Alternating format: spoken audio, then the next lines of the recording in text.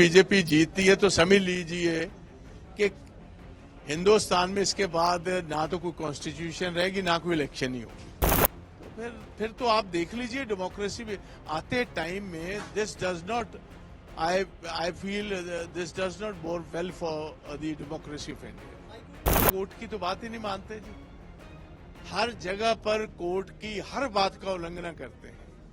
तो ये तो हिंदुस्तान के लोगों को खुद डिसाइड अब करना पड़ेगा। कोर्ट्स के इंटरवेंशन से इनकी आदतें ना बदलेंगी, ना इनकी तबीयत में कोई फर्क पड़ेगा। लोगों को फैसला करना पड़ेगा। प्रतिक्रिया तो वो है जो हमारे कांग्रेस प्रेसिडेंट खड़गे साहब ने कहा है कि बात ऐसे है कि अगर 24 में बीजेपी जीतती है तो समझ लीजिए कि हिंदुस्तान में इसके बाद ना तो कोई कॉन्स्टिट्यूशन रहेगी ना कोई इलेक्शन ही होगी। और ये मैं समझता हूं एक उससे पहले जैसे मूवीज का ट्रेलर आता है, ट्रेलर चलता है, वो शॉर्ट 2 मिनट में आपको सारी जिस्ट दे देता है, सारी स्टोरी की जिस्ट देता है, निचोड़ निकाल देता है। तो ये जिस्ट है कि अगर 20 पार्टियों वाली जो 20 वोटों वाली पार्टी है उसके 8 वोट आप इनवैलिडेट कर दो तो इससे बेटर नहीं था अगर ये हुक्म जारी करते डिप्टी कमिश्नर को, भाई बीजेपी के कैंडिडेट को अनअपोज्ड डिक्लेयर कर दो, हमने इलेक्शन करवानी नहीं, ये कहीं बेटर रहता। अगर आपने किसी और को जीतने ही नहीं देना तो फिर तो आप देख लीजिए डेमोक्रेसी में आते टाइम में this does not I feel this does not bode well for the democracy of India. High court ने भी आदेश दिए थे कि फ्री एंड फेयर इलेक्शन होने चाहिए, उसके बाद भी आप मानते हैं कि कोर्ट की अवमानना भी हुई है? ये कोई पहली दफा करने वाले, ये तो मेरा ख्याल जो ये सिस्टम चल रहा है ये तो कोर्ट की तो बात ही नहीं मानते जी, हर जगह पर कोर्ट की हर बात का उल्लंघन करते हैं।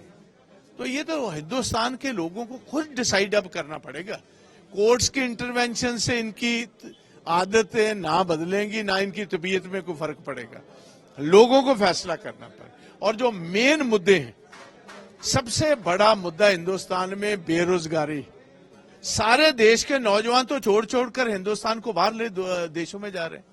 और उसके बाद प्राइस राइज है, कभी किसी ने जिक्र ही नहीं किया, क्योंकि आपके टेलीविजन चैनल्स को सारे गवर्नमेंट कंट्रोल्ड हैं।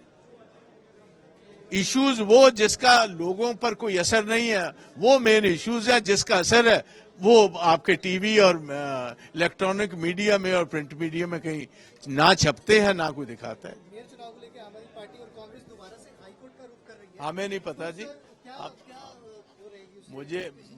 मुझे इसके बात में कुछ नहीं पता। वो तो इधर ये तो चंडीगढ़ का इशू था, it had nothing to do with Punjab.